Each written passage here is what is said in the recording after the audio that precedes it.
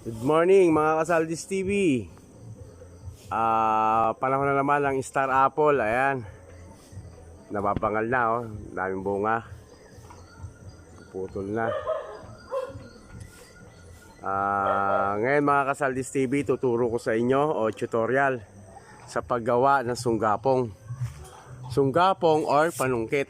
Ayan, pakita sa inyo guys ha. Ito yan.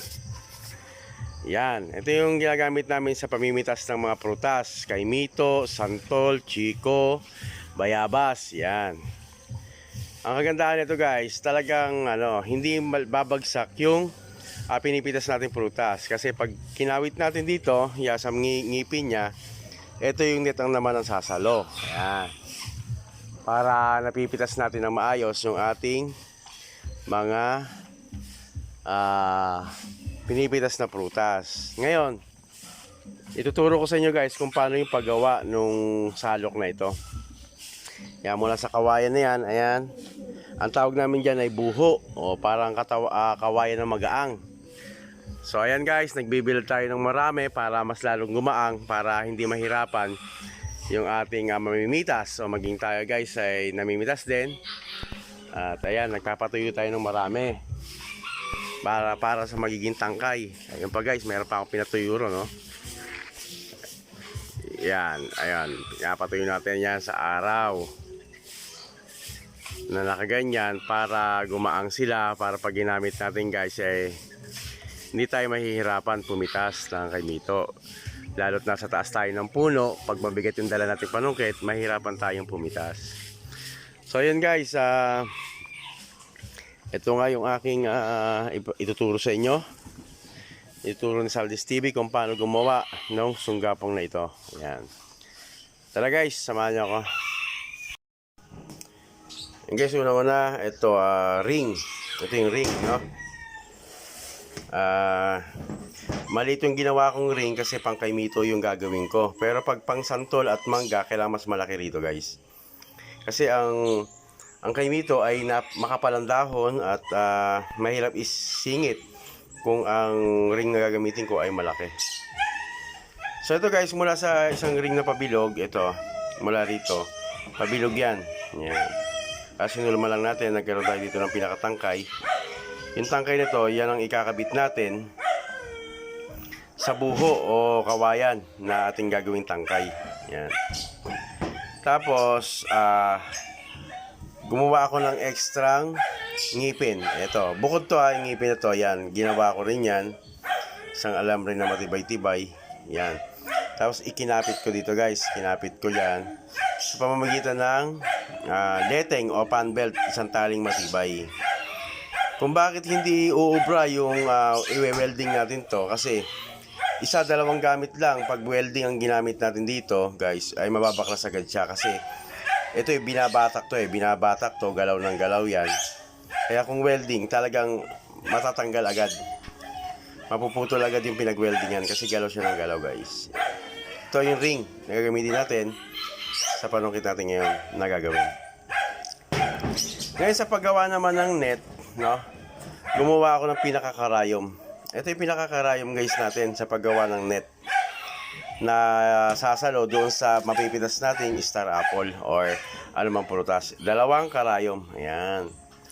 Dalawang karayom yung ating ginawa.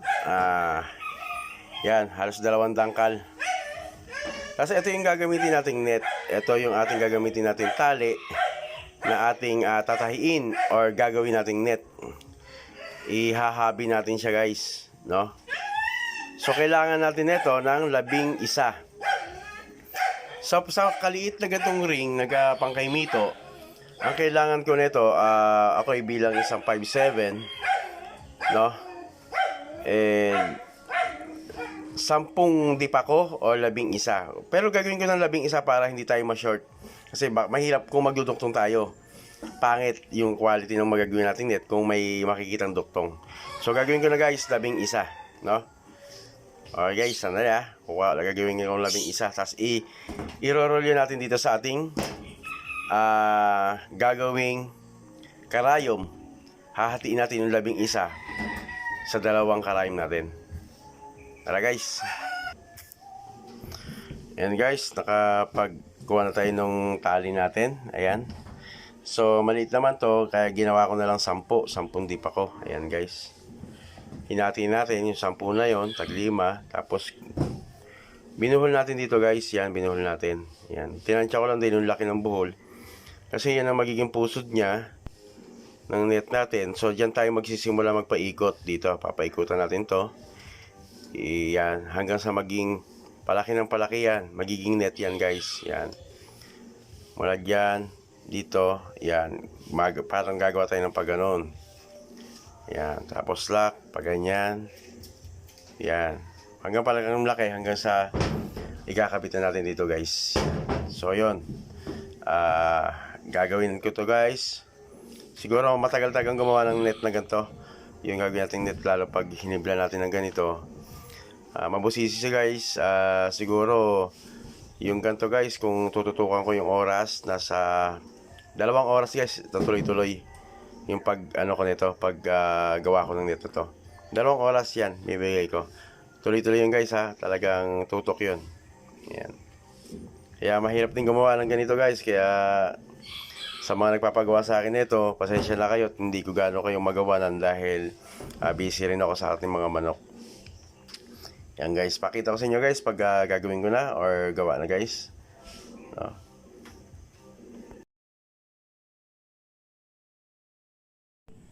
Ito mga Kasaldis TV, sisimulan na natin ang paggawa ng ating net para sa ating panungkit or sunggapong o tinatawag din ng iba na salok, pampitas ng prutas. Ito yung net na gagawin natin. Yan, gumawa ako nung sabitan. Ito, dyan tayo magsisimula guys. Yan, ito yung mga rolyo. Ito yung mga ginawa natin karayom. Yan guys, sisimulan natin guys. Samahan nyo ako kung paano. Yan guys, papasok natin dito.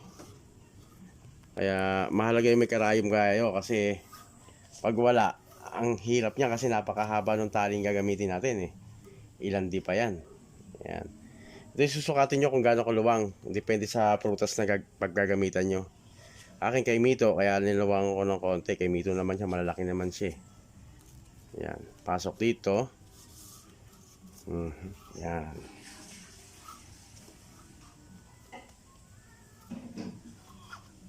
Ayan guys, oh. Yan. Diba? Yan. Yan lang tayo. Unang pasok, ilalim. Ilalim. Tapos kuhain nyo to. Yan. Hatak. Okay. Yan. Ngayon, tatansyahin nyo ngayon yung laki nito, laki nito. Kailangan magparehas yan. Yan. Para maganda yung pagkakagawa natin ng net. Ngayon, unang pasok kanina ilalim. Ngayon, pangalawang pasok, ibabaw. Ibabaw tayo. Ayan. Yan guys.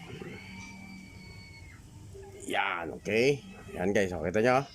Hanggang sa palaki ng palaki yan, hanggang mapuno natin yan guys, okay.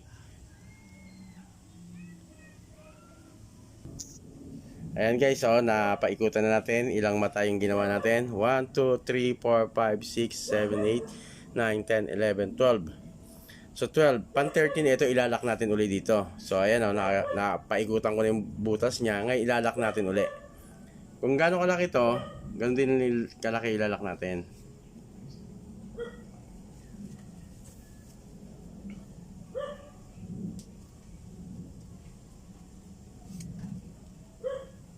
So ayan guys, ayan na, di ba? Kita niyo na. Ngayon magsisimula uli tayo. Ganun uli, hanggang palaki ng palaki. Okay guys? Mamaya papakita ko sa inyo na ito mga Kasaldis TV, nakagawa na tayo ng net, natapos na rin natin. Ayan.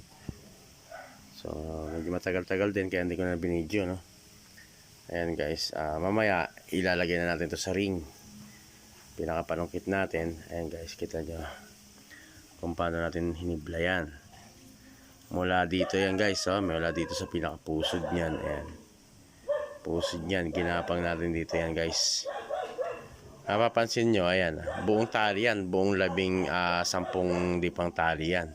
Walang duktong ngayon guys, tuloy-tuloy. Basta meron tayong karayom na gawa sa kawayan, pwede yan. So guys, ikakabit ko mamaya, papakita ko sa inyo kung paano ko ikabit. At tetestingin din natin kung effective ba yung gagawin natin sunggapong. Ano guys? Kamahan nyo ako mamaya guys ha. Ayan. Ayan. Medyo maganda na yan guys. Tara.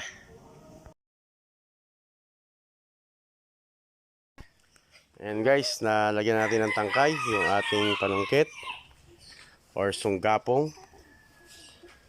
Sa iba naman, ito yung salok. Ayan, may mahabang tangkay na. Ito yung net na ginawa natin. Ayan, yung net na ginawa natin yan. Kasi ito yung pinaka-ring. Yung ngipin, nandyan na rin. Stretchable naman yung ano natin, yung net. Kaya okay lang yan guys. Sample natin. Akin na yung ano, kay Mito dyan. Tingnan natin kung kasya rito. Lagay mo dyan. Okay. Ayan. Asa pa, lagay mo.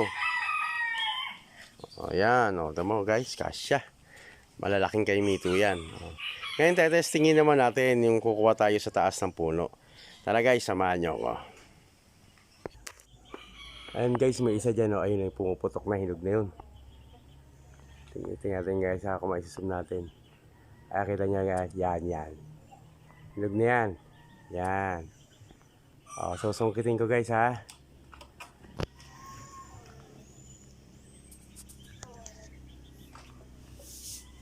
Ito, yan.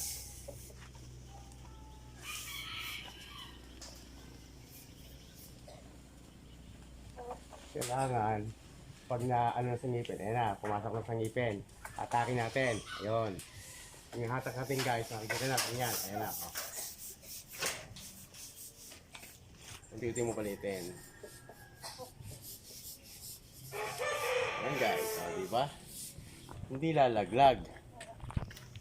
Ayan, hindi lalaglag. Ayan, sariwa guys, hinog, pumuputok-putok. Tamis. Okay guys.